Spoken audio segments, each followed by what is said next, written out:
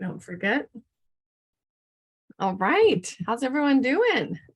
Happy Monday. We are welcome officially to another Ask Me Anything Live. What is the date today? August 8th. So if you're watching the recording, welcome. I've got a slightly, I apologize. I'm so close to my computer today. So I had a big desk office setup that I sold. I'm in the process of changing my office around. So I'm on a little teeny desk today. Welcome, Philip, and hello to Araceli. Let me open chat because I know some people join and can't always go live. Where's Diana? I thought I let Diana in, but I'm not seeing you, Diana. So let me try admitting again. And there's Marilyn. Welcome. Welcome to Kathleen. Okay, there's Diana. Awesome. Welcome. I thought I had admitted you, Diana, and you sat there for a while. I had to admit you again.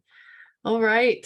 And let's see, I think you're muted. So if you're wanting to talk, unmute yourself. Make sure that I've got my sound turned up. Hello there. How are you doing today? Hi, Kathleen. Welcome. All right. Let's see if anybody else is trying to get in. Okay. So for those that just joined, officially welcome to our August 8th Ask Me Anything Live.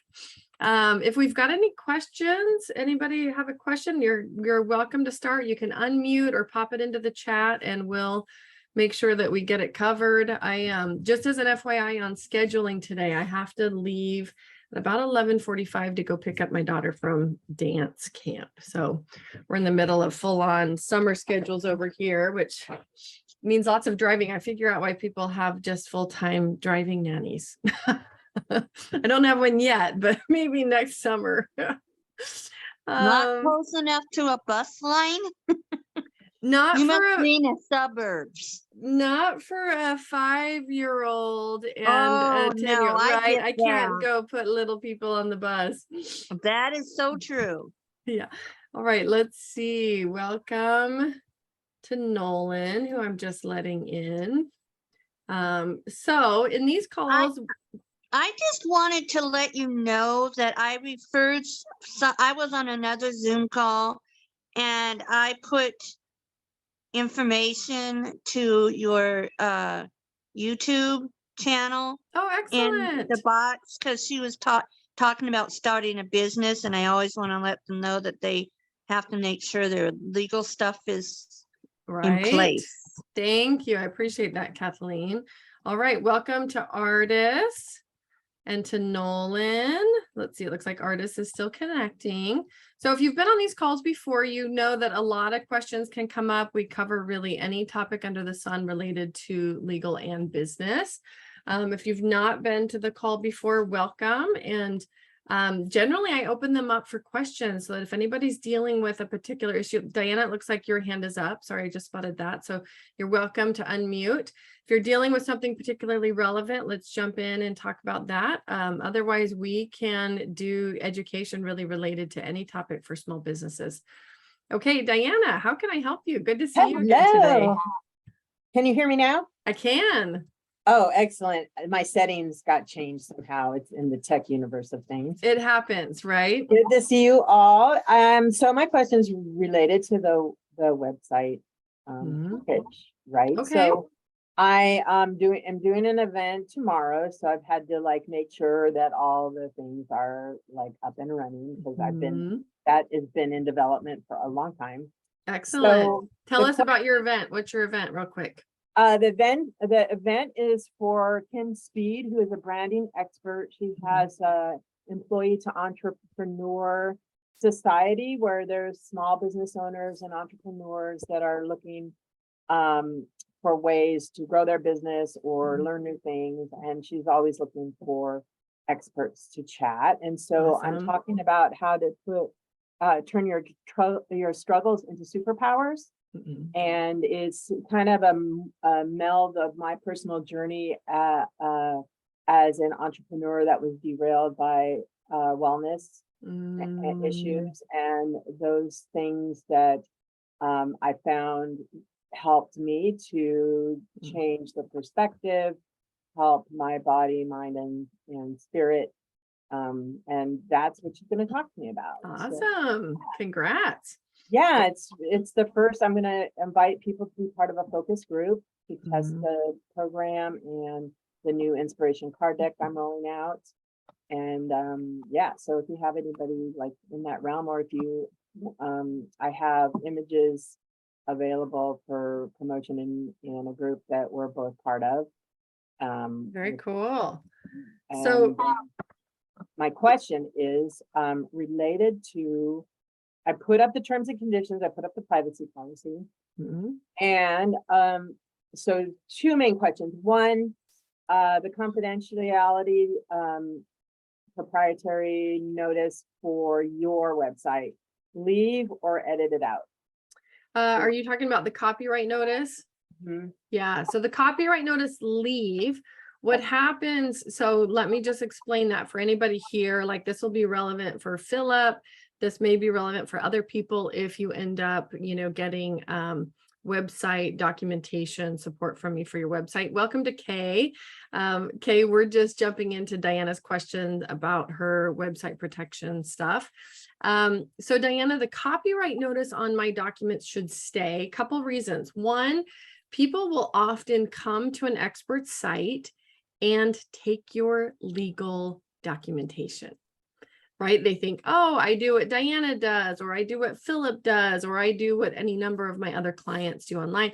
I'm just going to take this documentation because nobody will notice and I need it for my business. So it protects you and it protects me, because what I end up having to do is I have a search service that scans the internet for stolen versions of my documentation, also for duplicates of certain website content that belongs to my clients. And so there are ways you can protect against that, but the copyright notice should stay. It lets people know that you had legal service, in support of your business, and it saves me the hassle of having to go chase people down that have just taken that documentation from you, which also means they've taken it from me because you are essentially using a licensed copy of that.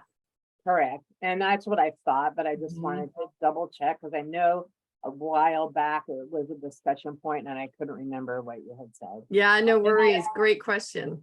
And then the other thing is related to the listing of the Google documentation list of the service Data providers. processors. Yeah, so Yeah. so right now I'm not doing anything from the site at all. So Okay. I'm not doing that yet, but I do use, are you doing like things like Stripe? Is it all like the processors, like the parts? Is it, so if I have multiple, Mm. I have multiple types, Payment I have Square, processors. I have Stripe, I Yeah, have totally. Thrive Leads, I have like this multitude of different ways for people to pay, PayPal, all those things. Are all Mhm. those listed? Is there a strategy that works best for creating those lists? Does it have to be clarified? Yeah. No, great question. So what Diana is talking about is in your privacy policy, you have, so under the GDPR, which is going to apply to most small businesses that I support, you've got a website that you use that people can opt into from around the world, right? So people come to your website, they join your newsletter, they may or may not purchase something, but they end up in your database if they opt in or otherwise provide their information. Even if you use Google Analytics, right? This is enough. Even if you're not directly collecting a name or an email address, Google Analytics actually collects enough to require that you have a privacy policy in place that discloses your privacy practices. So because Google Analytics, I mean, most people don't know really the full extent of what gets collected. Now, once you've spent some time online, most of my clients that I serve, right, have a much better understanding of the amount of data that gets collected, but basically is sufficient to qualify as personally identifiable data because you can track people down to a zip code, sometimes a street address, right? Google Analytics is very comprehensive. So the privacy policy just fulfills your obligation as a small business owner in the online space to disclose your privacy practices and let people know what information do you collect, how do you collect it, how do you keep it safe, right? Now, part of that, what Diana is referring to is the specific duty to disclose your data processors. So under the GDPR, you are the data controller, right? This means that you decide in your business what information gets collected at the website level, but you have data processors to help you collect and process that data. Like Diana mentioned, they might include payment processors like Square or PayPal or Stripe or any number of ways that people will process payment information, right? It also likely includes a CRM, right? If you've got opt-ins into a newsletter or an email list, right? Maybe you're using Infusionsoft or Keep. I still call it Infusionsoft. Maybe you use, MailChimp or some other, kind of starter type of CRM or email list builder. Maybe you also have Google Forms or some forms or other analytics plugin that you use that helps you collect information. All of these are data processors and would need to be disclosed at the specific point in the privacy policy where I say, insert the link over to your data processors page. Now, I recommend for small businesses that you host the data processors page in Google Drive, someplace where you have an updated document at all times. So let's say you switch your payment processor from Square to Stripe, you hop into that data processors page and you update the information, right? You would identify Stripe or Square or whatever you're using, as well as provide a link to their website so that somebody, if they visit your site and they want to know who are the third-party providers that you work with that help in processing information, because they want to check out their privacy policy or, some other, we'll see who SPL user is. They will be able to check out those data processors with whom you work, and it's always up to date if you maintain it. This saves you the hassle of having to re-update every time your privacy policy by disclosing those directly in the privacy policy. Instead, you create that hyperlink and you maintain a document of data processors and you just keep that list updated. So Diana, to answer your question, any data processor that helps you run your business, the back end of your online business, you would need to disclose those. So whether it's a CRM, whether it's your payment processor, and thank you, Kathleen, I see your note, right? You would make any of those disclosures that are relevant to that particular website. Okay.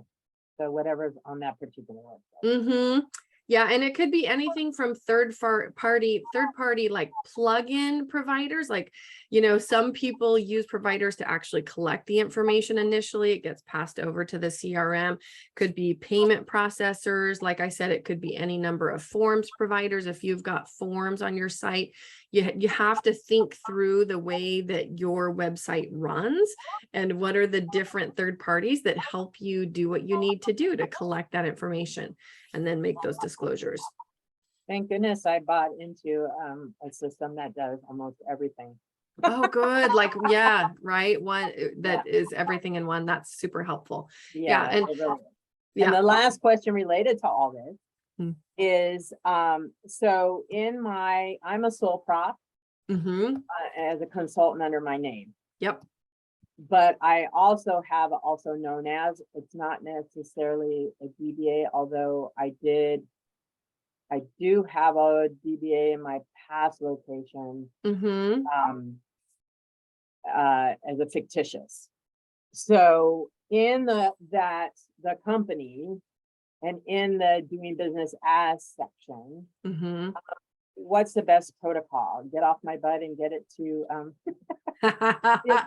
right? Yeah, this is a great question. So if you're watching this video, including the recording, how do you identify yourself if you're a sole proprietor, right? In your legal documents, which includes your website documentation, in your business contracts, etc. Yes, Diana, I will start by saying, yes, get off your butt and go form an LLC or some other entity in which you can contain your business. Now, where would that not make sense? Like what is the circumstance where I would say, maybe you don't need a business entity yet? One, if you're young or you're really new to your business and you don't have any personal assets, you don't have money in your bank, you don't own a home, right? And there are people in that position. I would say, look, if you're judgment proof, you don't have any personal assets really to worry about, go make some money and then take a portion of that money and invest into your legal foundation. But if you're like so many of my clients where you've had a full career or you've done something previously and you are now creating the business where your heart really is, you likely are at a stage in life where you have some assets. Maybe you even have intellectual property assets, right? That are belong to the business. For you, I'm going to push you and say, go create the LLC. Depending on your state, it literally could be like a couple $100 if you're scrappy and you do it yourself versus $1,000 or a couple $1,000, depending on who you work with to help you, right? But get that done, because it not only is an actual layer of protection against any business liability that you create for yourself so that it does not carry over into the personal side of your life, but it also is a mindset shift. It really will up level the way that you show up and perform in your business, because you are really treating it like a business at the point that you take those steps to set it up, get your documentation in place, etc. So a lot of people talk themselves out of it because they think like, oh, it costs too much, or I don't really understand the process or whatever. It's not that challenging. Get some help if you need it. I've got a do-it-yourself document on my site that's a little guide, because the steps are largely the same regardless of the state that you're in. You just do them in a certain order and, pay the filing fee. The filing fee is going to be bigger in states like California or New York. You might have a franchise tax board fee, right? So there might be some nuances like that. But in a lot of other states, like I think Wyoming, you can file an LLC for $50, and in Colorado, I recently learned they have a $49.50 rebate. They're so encouraging small businesses to come to Colorado. It costs you 50 cents right now to form an LLC in Colorado. Yeah, I mean, well, in the journey, so I'm moving from a personal brand where I'm the asset into a different model. I lost everything, so I have no assets. Right. Yeah. So maybe for you, I'd say go make some money and then come back in a few months. Totally. Totally. And then form it once you've got a little money to invest. In the meantime, how do you refer to yourself? The question becomes, do people know you as, Diana Guerrero, or do they know, like, do you have a brand name that is developed where they would actually relate to that more strongly? Like, identify that DBA in your legal document if you need to, even though you understand there's no actual legal protection there. There's not a barrier if you're a sole prop, like there's no separation between business and personal. So from a functional perspective, it's pretty irrelevant. From a customer experience perspective, how do they relate to you? Do they relate to you through a brand name? Maybe you should identify it. They do, mainly because there's another person with my same name who is a celebrity. Oh, we love those celebrities with our names. Yes. And the media actually, because I own my domain name, my name, right, as an author. I have those assets. I have published works, right? But the media gave me the moniker the Art Lady. And because they couldn't remember my name and they couldn't find me, and the Art Lady, that's what that's where that came from. I wasn't bright enough to come up with it. So. Got it. Okay. So I do use that as an identifier. I do have a business license with Arc Ladies Adventurous, which is the new business. So, but yeah, I'll have to pencil that out and do some more digging. But yeah, okay. put my big girl panties on. No worries. I get it. And Thank really, you. yes, great question. I'm just looking, Marilyn's otter. Is Marilyn, because I see artist, do I see Marilyn actually in the room? Is she in a different screen? Let me make this bigger. I don't. She has something in the chat. Right. From Marilyn's otter.ai. I just don't separately see Marilyn in the room. And so typically I don't allow like the separate recording of these meetings because people may not be expecting that. I apologize that I just now recognized her otter. I'm going to go ahead and remove Marilyn's otter from we're just gonna, okay, I don't need to report. I think I just removed her. Okay. All right. Just wanted to handle that. And by the way, you guys, for any of you that host group meetings as well, I saw this in a group the other day. It's never actually happened before in one of my meetings. This is the first. You can have people do that will show up and bring something like otter.ai or something else into your meeting. Really important that you set the rules around that and make it clear one way or another whether you permit that and under what circumstances, because right, people are recording essentially your content, your expertise, your responses to things. And so really good teaching point right there. But I should have caught that a little earlier. I thought I saw Marilyn. I did not know it was Marilyn, Marilyn's otter.ai. So anyways, all right, artists, I see that you've got a question. Why don't you go ahead and unmute and welcome? Yes, hi Heather. I have a beginner's question. It should be That's easy all right. We welcome all questions here. enough. I have a blog, Hmm. and I also have my name. I have a domain with my name. Okay. And you know, for a couple of years, I wasn't doing any business. I was just having fun writing a blog. Now I'm looking at monetizing and growing up in this. Well, many years ago, probably 40 years ago, I established a business name because there was something I thought I wanted to do, and I can't even tell you what it was now. But I have the name Mayo Enterprises. Well, I don't like that. I don't like that as a name, but I had to have an EIN number at the time. Yeah. Oh, okay. And so I have a bank account with that. Mm-hmm. And you know, if I start to make money, that's where it will go. But when I sign up for something and they say, what is your business name? Mm-hmm. What do I give them, or how do I change it? Okay, great question. So on this point, and for those of you that have ever had to deal with getting an EIN number, right, you can get one as an individual sole proprietor, right? You can also get one in the name of your business. So artists, what I would do is go back and look at if you have your, because when you get an EIN number, the IRS gives you a document, right, that says this. You're laughing because you probably don't have the document. Literally, it's been 40 years and I've moved several times. I have no idea. So is the EIN active? Are you using it when you like file your, oh, okay, got it. No.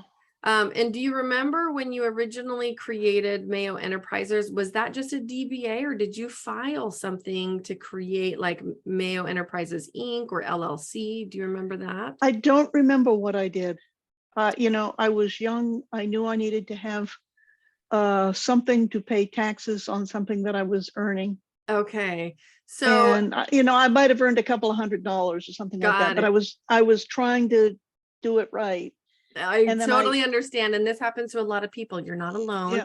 So let's talk about the fact that you haven't been using it, the Mayo Enterprises. If you did, let's pretend that you did set up an Inc. or an LLC, right? A C Corp or an LLC.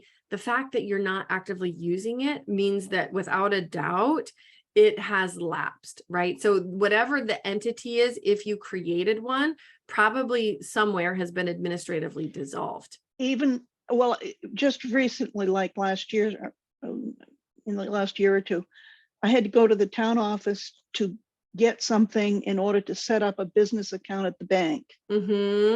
So I have it there as a business account. Okay, at the bank. So the bank probably has a copy of the original documents you provided them in order to set up that account. I'd go back to the Okay. bank and see what they have on file. Also, you can contact the IRS with that EIN number and get some support, like clarifying, was it set up under your personal name as a sole proprietor? Does it belong to an actual entity, right? And you can also search the state that you live in. Where are you, Artis? Maine.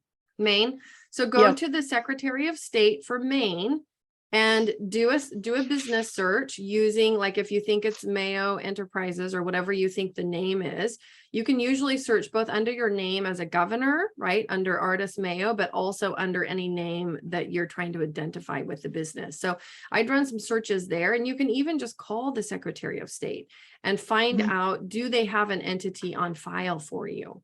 Because you'll want to get to the bottom of that to see what you have as a starting point. And if it needs updating or correcting, or if there's any paperwork due, because some people go through the routine of setting something up, paying the filing fees, and then inadvertently let it lapse, right? And I never like Mhm. for people to be in that situation if that's a mistake, if that's not their plan.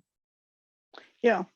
So let's say it hasn't lapsed, but I don't want to keep that as a name. What do I do?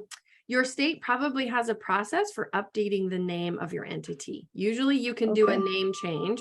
In certain circumstances, depending on the state process, you might just have to close down the old entity and create a new one. But most likely there's a name change process that you can go through. So again, you would contact the Maine Secretary of State, or sometimes called the Corporations Division, and ask them, do they have a name change process? But first you're going to find out, Mhm. do you have an entity set up, right? Yeah. Because it Okay. is possible you set up business banking accounts for a sole proprietorship that is actually not attached to an official legal entity. Okay. And so when I get that, now I've set up a business account on PayPal in preparation for taking some stuff online. And so they said, you have a business name, and I put down Mayo Enterprises, but I thought, I don't want that. Yeah, totally. That's, you know. So you could I'm sure PayPal has a process where you could update the name, but you're probably going to have to show them some formal documents, right? I don't know what it took to set up that business PayPal account.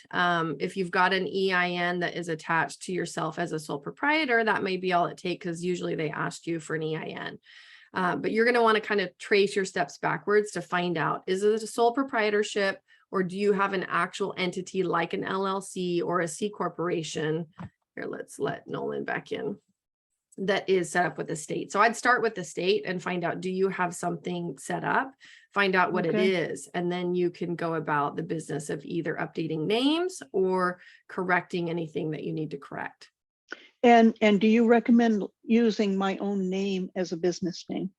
Okay, this is a great question for anybody that's ever thought about building a personal brand and using their own name. Generally, some of the questions that I would review with somebody kind of at the start of their business building journey or setting up a new business is, what are your long-term plans for the business, right? A personal brand can be great if you are like many of my clients, where you're like, you know what, I really want to build something that allows me to do work that I love, but it's not necessarily a business that I'm going to be selling or passing on to somebody else, right? Some people fit in that bucket, and that is just fine. But knowing your path is going to be super important, because let's pretend that you're developing a coaching business, or you're developing a business that's going to have lots of IP that might in and of itself be a really valuable asset moving forward. Maybe you want to create a business that is sellable, transferable, has a powerful brand name. In that case, it may not be your name, right? Because if you're transferring something to somebody else and it's really attached to your personhood, way less transferable than a brand name that can be sold, IP assets that can be sold that are detached from you as a person, right? So part of it is thinking through, looking out 5 years, 10 years, what is your strategy? Are you wanting to create something that is sellable? Some people even create something that's franchisable, right? A coaching model or something else that they want to franchise. So it's really, sitting down and being honest with yourself about that, you're basically your exit strategy. What do you want to do with this business when you've reached the end of your time in it? And that can help guide you into, do you create something that is a personal brand? You can still obviously be a really part of your brand building experience, even if you create it under a different name, but you're really going to want to consider, do you want it to be sellable, transferable, have kind of independent market interests separate and apart from you as a person? Interesting. Okay. But then as I go forward, I don't necessarily have to use, if I came up with XYZ something or other going forward, I don't necessarily have to use that in marketing. That's right. So the other thing is, let's be clear that your entity name, whatever you form your entity as with the state, very different. It can be very different than a brand name. Right. So I have plenty of clients that have multi-million-dollar businesses and their entity is set up as 572 Media or whatever. Right. It's not necessarily, Coca-Cola or, so your entity name can be very different than your brand name. And the way that you do that, right, let's pretend that you have some nondescript entity name, that your brand name, you can register any number of DBAs with your state, right? You could register quite a variety depending on the ways that you do business. Now, if you're doing a really singular thing in your business, probably you're developing a single brand name, right? Because otherwise there can be some market confusion. But, if you've got some related areas, like I work with plenty of clients where they're doing, maybe a couple things in their business, and this is happening under one brand name here, and the other half of their business is happening under a different brand name, but they're actually both run through the same entity, because they're very correlated, right? So you can register multiple DBAs, and from a brand strategy protection standpoint, obtain trademarks over those brand names, pursue other strategies to protect the brand that's actually separate and apart from the entity name that's officially registered. So my name could be the brand name. Yeah, absolutely. As a writer, creator, blogger, whatever totally. I'm doing. You could register some, blah, blah, blah media company with the state. And then Artist Mayo is one of the, the brand. Doing business as Artist Mayo. Totally. Yeah, absolutely. Okay. And so that I would be registering 2 or more names. You could. Yeah. But I like that, something that's less, it's not a brand name, but that some people marketable. Feel right, overly concerned about what do I call my LLC, right? And I would rather that not keep you stumped. Create the LLC, choose a name that is workable, and then because the other thing is brands evolve. You might actually change your name over time. You could be registering a new DBA or pursuing a new trademark because of the evolution of your brand, right? It doesn't have to be the same as the name of your company. Okay. Wonderful. Thank you so much. You're welcome. Good to see you again, Artist. Okay, Kay, and then Philip. So yeah, I have a question about fair use. Okay. I'm creating a class around understanding how to have difficult conversations. And I want to use clips from TV and movies that I've found that clearly illustrate good and bad ways for leaders to have conversations. And I just wanted to make sure that I know how to use fair use, either in a private class setting, or if I want to use it in a YouTube video or something. Yeah, absolutely. So a couple things. So for those watching, what Kay is talking about, fair use is a copyright concept, right? So when anytime anybody creates a work that takes tangible form, you have copyright, and copyright rests with the individual holder, right? Rests with the individual who created the work, unless some exception applies. Like if you are an employee, if you are an independent contractor and you're working under the work made for hire doctrine, where somebody has specifically hired you to create that work and it doesn't belong to you. So there are ways that that copyright may not rest with the individual creator, but those are really the exceptions, not the rule. Now, when it comes to using works that other people have created, right? Generally, the answer is no, you can't. But there are what's called some fair use exemptions, where if you fall within any number of the exemptions to this rule, you might qualify for what's called fair use, right? Usually though, okay, if this is related to your business is a lot more strict than certain areas, right? Like if you're a newscaster, yes, like for purposes of the news, you can use certain things. If you are teaching at a university, right, there's some public policy reason why that you should be permitted, like education, that's going to be an exemption. Now, commercial use, the answer is generally no. I tell people, unless you have a license to use that, it's not yours. You didn't create it, and you'd be putting your business at risk, because copyright infringement is it's a pretty big deal. And there are certain, for lack of a better term, there can be copyright attorneys that pursue infringement really consistently and in hardcore ways. And so, I've worked with several people that have been surprisingly on the receiving end of, some copyright infringement allegations, even though, they had no idea anybody would be watching their little corner of the market. Like, it's amazing what people can find. So, generally the rule around any content, whether it's written, whether it's a quote, whether it's, somebody's workbook, I've had people show up to these calls and say, yeah, I really love this one financial book. Can I teach from it? And I'm like, did you write the book? No.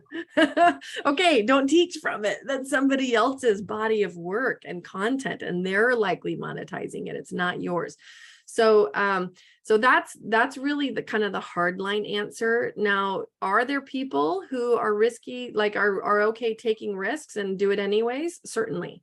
Right. But the question I would have for you is there a way for you to model that topic or role play or do some other way of demonstrating the concept that keeps you out of potential hot water, right? So you can take the concept and utilize it in your business, but recreate it in a whole new way so that you are the content creator. You are not putting your own business assets or other things at risk by using somebody else's content. Okay. And so then can I reference, I can reference the content if I don't show the content, like if I don't mean like a transcript, right, teach about it, totally. Yes, okay. Like, hey guys, do you remember that one scene in that movie where blah, blah, blah, right? And to set the context, certainly. But yeah, you don't want to take the content and actually recreate it as part of a YouTube video or stuff that you're teaching yourself. And actually, if you're listening, it's a great reminder that YouTube actually has some proprietary software where if you utilize copyrighted content, audio tracks, music tracks, etc., they'll actually flag your content and take it down. So you have to be really careful, because I've had some clients who posted something on YouTube thinking it was totally innocuous, and I'm like, oh, did you use some commercial music in the background, like during intermission? And they're like, yeah, I did. I'm like, there you go. That's why your entire video was taken down. So yeah, you have to be really careful. But I really invite my clients and folks that I coach to be very creative about how they teach and utilize concepts, and think of yourself as an original creator. Like, put yourself in the shoes of like, how do I demonstrate this concept or teach it to people while being fully responsible for the content myself, rather than relying on other pieces from the marketplace, because it'll just keep you in a safer spot. Great. Thank you. Yeah. Great question, Kay. All right, Philip. I know you have to go in a couple minutes, but yeah, no worries. I was just kind of to follow up on artists and some of that discussion. Can you go a little bit more into like DBAs and sort of what needs to be done to, make them Legitimate. official, and then Totally. so, and then you mentioned that you can have like multiple DBAs tied to the same entity. Mhm. If you Mhm. could talk about that a little bit. Totally. So generally, when you're setting up your business entity, that is a state process, right? So whatever state you're in, whether it's Florida, whether it's Maine, you go to the state, you're going to file certain documents that are required at the state level to create the LLC or create the C Corp or whatever it is that you're creating. Then comes the DBA, where you're registering, and it goes by different names. DBA stands for doing business as. It's also sometimes called a fictitious name, right? So either of those are interchangeable, but it basically means that even though you have this legal entity over here, the marketplace knows you as, right, some other name. And so you actually need to register the DBA also through a formal process. Now, usually that's going to be where you are getting your business license, right? So for certain states, that's a city process. For certain states, that is also a county licensing process. You might, and let me just look, like in Maine, register DBA, whether you do that with the state. Let me see. I'm just going to scroll. And just so you know, you guys, when you search this kind of stuff online, understand that the first 3 or 4 hits on Google are always going to be sponsored. They're going to be third-party companies saying, hey, we can do this for you. Scroll until you see a government site, right? .gov. So that you can get the legitimate information directly from the government, right? So in Maine, you've got trade name protection. Let's look really quick, because you're probably going to register a DBA. Some states will actually have a state process where you can register a DBA directly with the state. It's usually very inexpensive, you guys, like $10 or $15 sometimes, right, to register a DBA. And the reason you want to do it is it helps the government. They're very incentivized to have you do this and to make it cheap, because they then track any of your business accounts or tax reporting accounts or whatever related to that DBA over here to your EIN, which is your business tax identification number, right? They want to have all those connections made so that, they're not losing out on revenue or taxes or anything else. And so the DBAs, you can usually register multiple at a time or one at a time. And you're just going to go to your individual state and search whether you register that on a state level or whether you do it alongside like a city licensing process. Like here in Seattle, you can register your DBA with the city of Seattle. I think it's $5, right? So, and you can go update that at any time.